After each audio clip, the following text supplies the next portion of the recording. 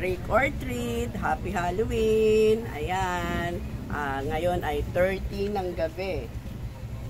October 30. Tapos na ang eleksyon ng barangay. Sino kaya ang mananalo dito sa aming lugar?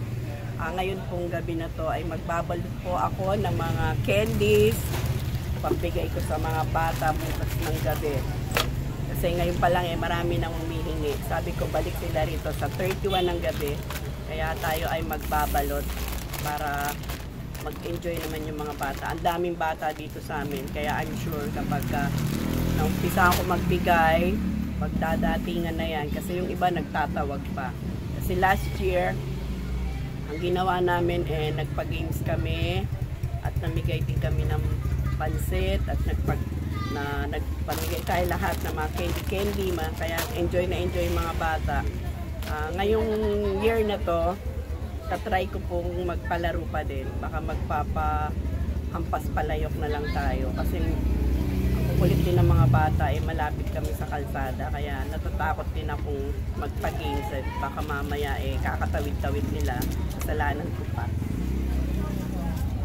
Kaya mag-share the blessings lang tayo. Para ma-enjoy naman yung mga bata. Kasi parang Christmas din ang trick or treat. Kasi nga, ngayon lang mag-enjoy ulit mga bata, yung merong, kaya sana bigyan nyo na lang mga bata kahit pa ilan-ilang candy lang or 5 piso, yan, masaya na yan sila. Parang Pasko sa kanila tong araw na to.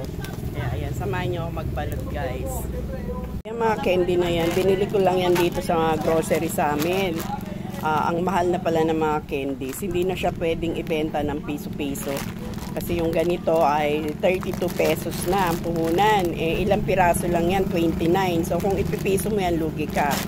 Kaya sigurado ito, tigda 2 piso na bentahan yan. Tulad nitong langka, 24 pesos lang. Ang bili ko niyan ay 30. So hindi siya talaga pwedeng piso. Itong yaki, yan, 30 pesos din. Ito 25 pesos, 24 pesos lang.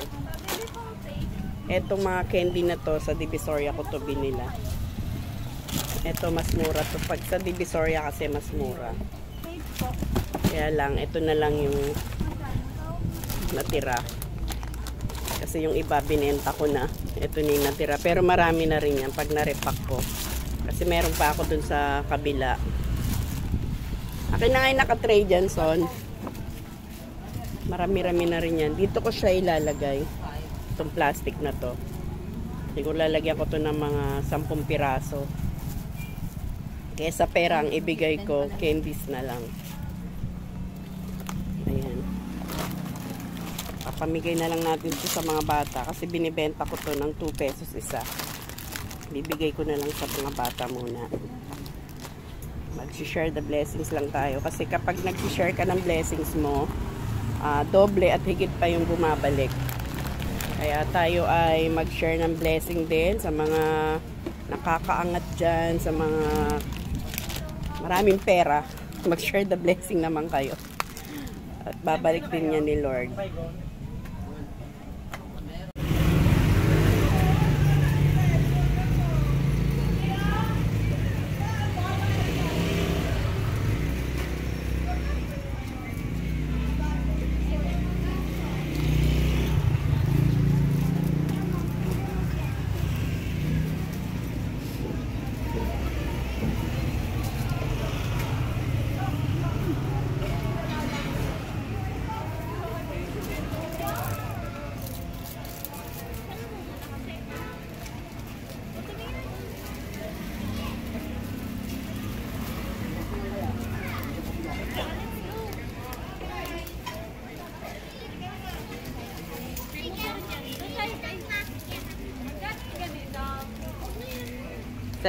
Ay 80. 80. 35.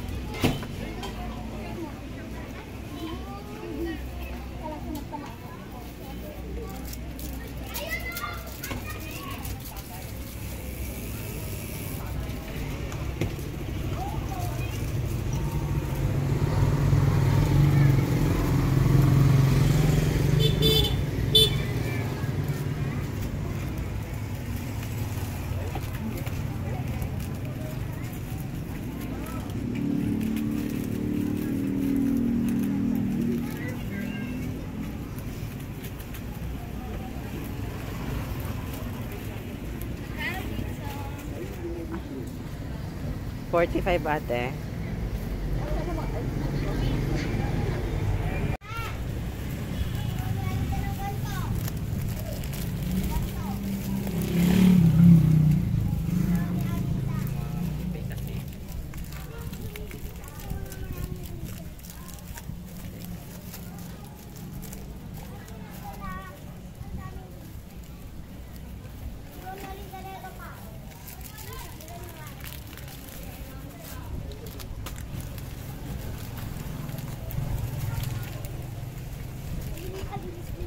Tuwa na yung mga bata niyo.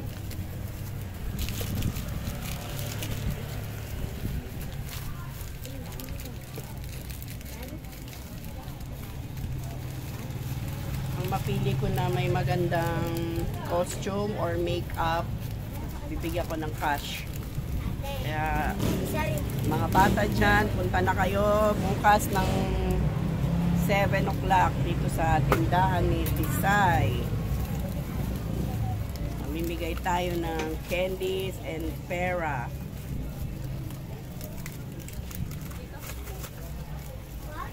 Shout out sa lahat ng aming followers sa FB, Alex Joan Vlog, at sa aming YouTube channel. Ngayon trick or treat pa lang, pero sa December mamimigay rin po tayo ng mga giveaways.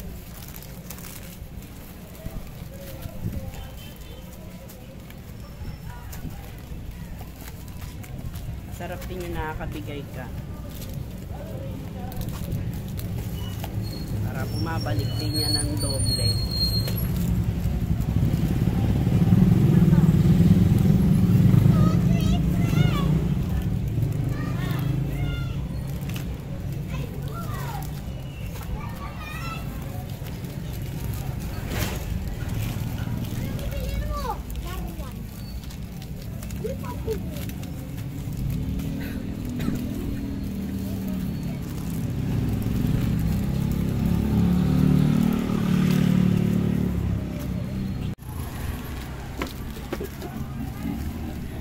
Balot na namin. Dami pa kaming babalutin.